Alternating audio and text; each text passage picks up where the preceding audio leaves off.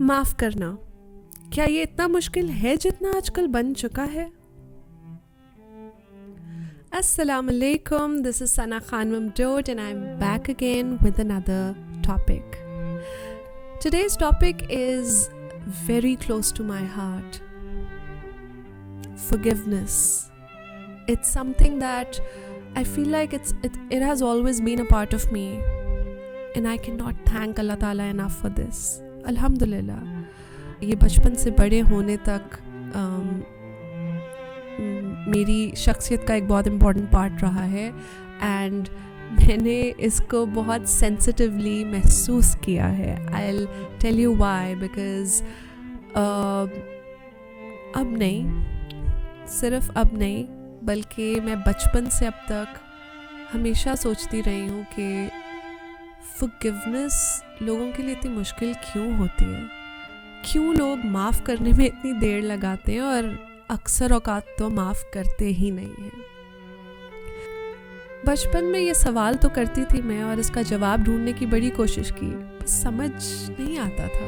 बस अफसोस बहुत होता था जब मैं देखती थी कि लोग एक दूसरे को माफ़ नहीं करते, बहुत मुश्किल से करते हैं. I was always left with this why. जैसे जैसे मैं बड़ी होती गई तो मुझे तब समझ में आया कि दरहकीकत हमारे लोग एक बहुत ही ख़तरनाक बीमारी का शिकार हो चुके हैं जिसे हम अना कहते हैं, ईगो. अना इतनी ऊंची कई दफ़ा कर लेते हैं लोग कि अपनी कभी कभार मुंह से निकली हुई कोई गलत बात को भी जस्टिफाई करने लग जाते हैं और अपनी बात से हिलने को वो अना का मसला बना लेते हैं और समझते हैं कि oh my god, now I have said it once and मैं अपनी ज़ुबान से कैसे फिर जाऊँ, मैं कैसे ये कह दूँ, मैं कैसे अपोलोजाइज़ कर लूँ, हाउ कैन आई से सॉरी. नाउज़ुबिल्लाह. ये इतनी ख़तरनाक बीमारी है कि इसने I feel like it's the root cause of many sins out there. बहुत से ऐसे गुनाह हैं जो इससे स्टेम आउट करते हैं, अना से. Lack of forgiveness is one of them. लोगों की अना इतनी ऊंची हो चुकी है, अकड़ लोगों में इतनी आ चुकी है आजकल. सैडली कभी कभी तो लगता है कि इंसान आजकल भूल चुके हैं कि वो मिट्टी के बने. बहुत इमेच्योर हरकत है अना का मसला बनाना किसी चीज़ को, अगर इस पे गौर किया जाए तो. इस बात को अगर लोग समझ लें तो. पर मज़े की बात तो ये है कि आजकल इसका ऑपोजिट हो रहा है. लोग एक्चुअली माफ़ कर देने को बेवकूफ़ी समझते हैं. अफसोस होता है कि लोग अपने ईगो में इतना आगे बढ़, अपनी अकड़, अपनी अना में इतना आगे बढ़ चुके हैं कि भूल चुके हैं कि वो इंसान है और इंसान को ये ज़ेब नहीं देता. अल्लाह ताला के सिवा किसी को ये ज़ेब नहीं देता. उससे ऊंची ज़ात कोई है ही नहीं. हम तो मिट्टी के. क्यों भूल जाते हैं इस बात को? क्यों भूल जाते हैं कि हमारी क्या औकात है कि हम किसी को माफ़ ना करें, और फिर हम ये भी एक्सपेक्ट करते हैं कि अल्लाह ताला हमें हमारे बड़े से बड़े गुनाह माफ़ कर दे. मतलब ये इससे ज़्यादा बड़ी हिपोक्रेसी हो सकती है कोई? मुझे बहुत अफसोस होता है, यकीन करें. पता नहीं ये अगर अभी लोग समझ जाएं तो क्या ही बात होगी, क्योंकि ये ऐसी बीमारी है जो बहुत ख़तरनाक मोड़ तक ले जाएगी. एक ऐसे मोड़ तक जो पॉइंट ऑफ नो रिटर्न है. और फिर पछताने का कोई फ़ायदा नहीं बाद में, क्योंकि आखिरत से कभी कोई वापस तो नहीं आया, राइट? मरने के बाद तो रिपेंटेंस, नदामत, कोई फ़ायदा नहीं। अभी कर लें रियलाइज़, अभी कर लें इस बात को रियलाइज़ कि हम मिट्टी हैं, मिट्टी में ही हमने चला जाना है। अकड़ हमें नहीं ज़ेब देती, और अगर हम अल्लाह ताला से माफ़ी एक्सपेक्ट करते हैं ना, तो फिर हम माफ़ करना भी, उसकी मखलूक को भी माफ़ करना सीखें। इतना मुश्किल नहीं है, ट्रस्ट मी, बिल्कुल भी मुश्किल नहीं है ये। पता है, आई हैव नोटिस्ड आजकल लोग माफ़ कर देने को, ज़्यादातर लोग, आई एम नॉट जनरलाइजिंग, ज़्यादातर मैंने नोट किया, लोग माफ़ करने को बेवकूफ़ी शायद इसलिए समझते हैं कि मैंने देखा है, उनको लगता है कि उनकी इज़्ज़त में, उनकी शान में शायद फ़र्क आ जाएगा, और कमी आ जाएगी कुछ। उनको लगता है कि उनकी सेल्फ़ रिस्पेक्ट हर्ट होगी, अफेक्ट होगी। मैं उन सब लोगों के, मैं सिर्फ़ एक ये गलत फहमी दूर करना चाहती हूँ। यकीन करें मेरी बात का, ऐसा हरगिज़ नहीं है। आप माफ़ करेंगे तो आपकी इज़्ज़त में कमी नहीं आएगी, आपकी इज़्ज़त और ज़्यादा बढ़ जाएगी। ये कोई फ़लसफ़ाना बातें नहीं, अफसानवी बातें नहीं है, आई रियली मीन इट। आज़मा के तो देख लें, आप अपनी नज़र में खुद ऊपर हो जाएंगे। So you know what, at the end of the day it's about you, it is about your peace. ये माफ़ करके आपको लगता है शायद आप किसी दूसरे पर एहसान कर रहे हैं, नहीं, दरहकीकत आप अपने आप पर एहसान करते हैं माफ़ करके। होता क्या है कि अगर कोई आपको हर्ट करता है तो your heart gets a little heavy. जाहिर है, हर जेस्चर की वाइब्रेशंस होती है, हर लफ्ज़ की वाइब्रेशंस होती है। So when someone hurts you, आपका दिल दुखता है, आपका हार्ट हैवी हो जाता है। इसी तरह कोई और आपको हर्ट करता है, उस वजह से थोड़ा और बोझ दिल पे पड़ जाता है, और करते करते कितने ऐसे बोझ आपके दिल पे इकट्ठे होते रहते हैं। And then at times people would just be sitting and wondering why they have become so depressed. आपने देखा होगा, आपने सुना होगा, अक्सर लोग कहते हैं कि मुझे नहीं पता, मुझे बस लगता है my heart feels heavy and I don't know why I'm so depressed. I know everything's going fine in my life and बज़ाहिर कुछ ऐसा गलत हुआ नहीं है, हो नहीं रहा फ़िलहाल, everything is going smoothly in my life, but I don't know why I still feel very depressed. मेरे दिल पे बहुत बोझ है।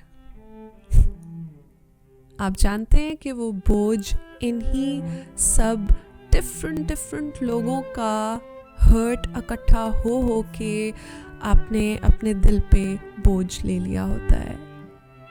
एक दफ़ा आप उन सबको बारी बारी माफ़ करके तो देखें कैसे आपका हार्ट लाइट होता है, आपको खुद पता चलेगा।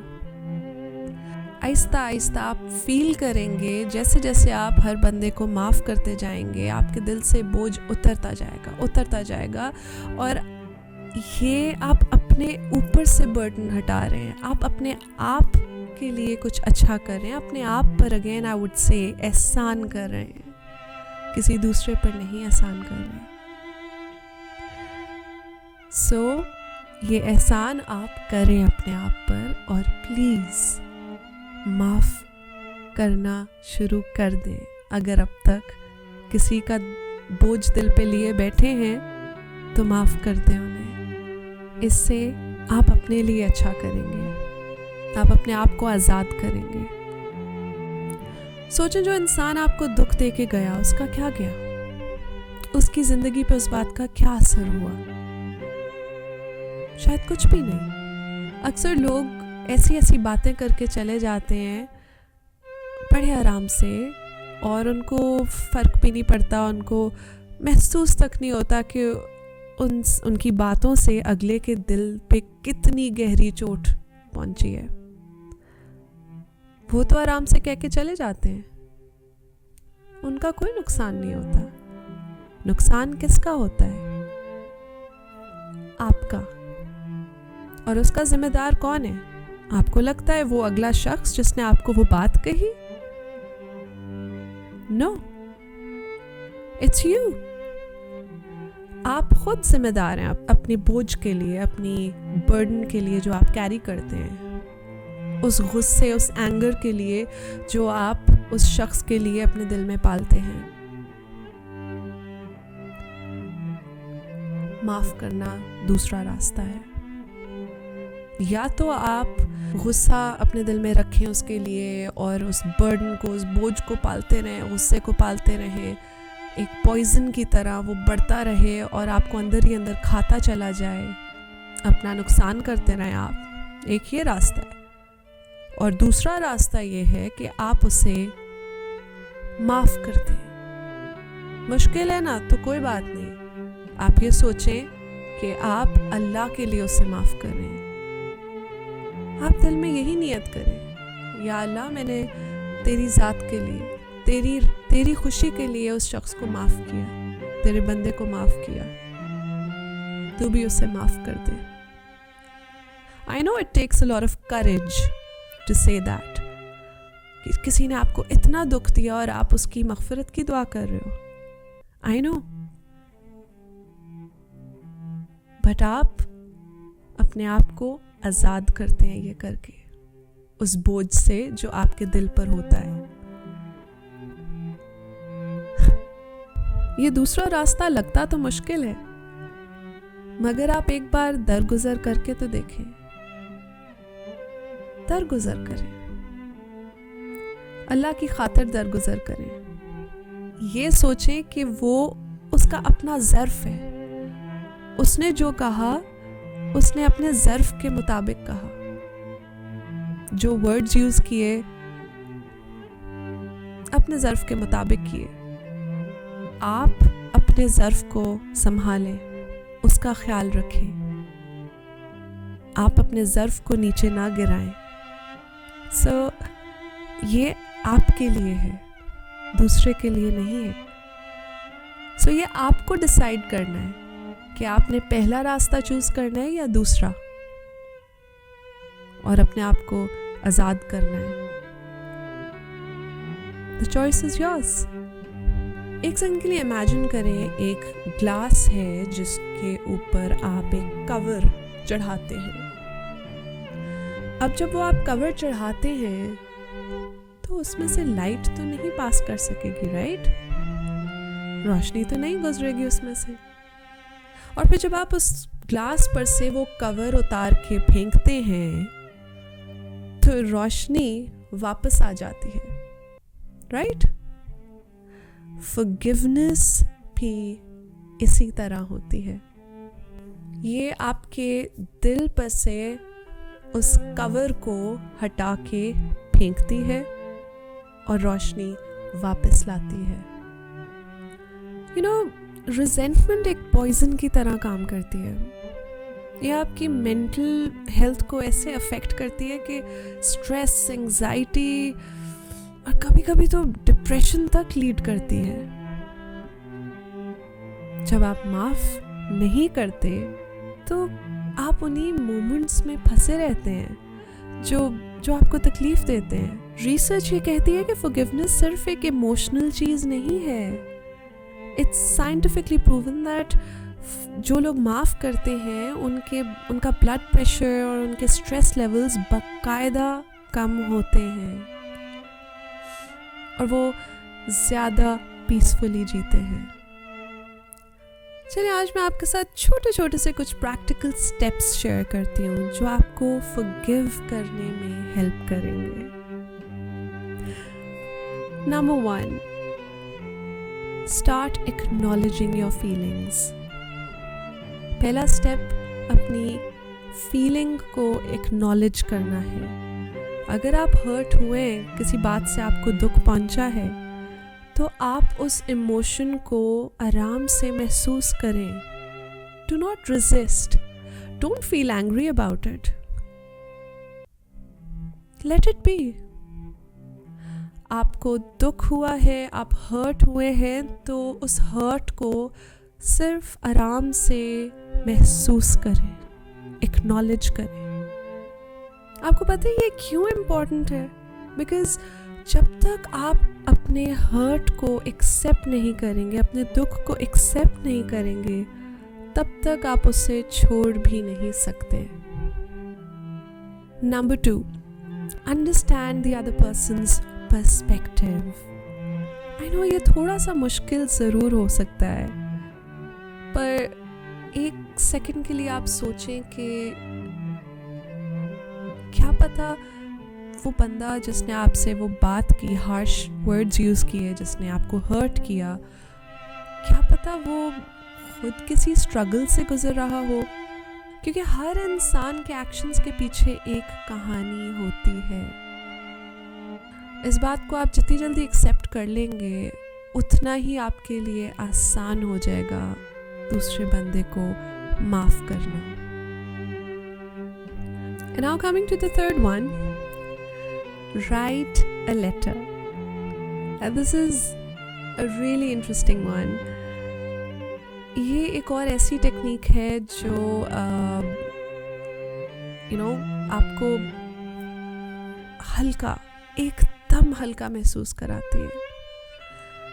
एंड आपको बस ये करना है कि आप वो सब लिखते हैं जो आपके दिल में है। आप बेशक उस शख्स को डायरेक्टली ना भेजें वो लेटर। इससे होगा ये कि आपके बस लिख देने से ही आप इमोशंस को रिलीज कर पाएंगे। इससे आपके सिर्फ इमोशंस रिलीज होंगे, और this is proven by the way. करके देखें and it would really help you. You'll feel a lot more relaxed after that. And now the fourth and the last one. This one's the most important one for me, at least. Pray for healing. अगर आपके लिए माफ़ करना, forgive करना मुश्किल हो रहा है, तो अल्लाह से मदद मांगे। कुरान में अल्लाह ताला फरमाते हैं, अगर तुम माफ़ कर दो और बुराई को नज़रअंदाज कर दो, तो अल्लाह तुम्हें भी माफ़ कर देगा। क्या ये तसल्ली काफ़ी नहीं है?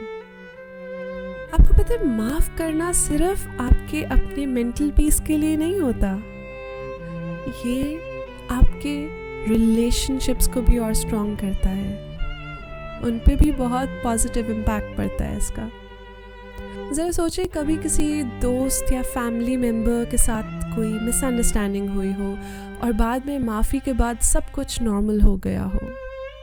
ये मोमेंट याद करें और समझें कि माफ़ी एक रिश्तों को हील करने का तरीका है।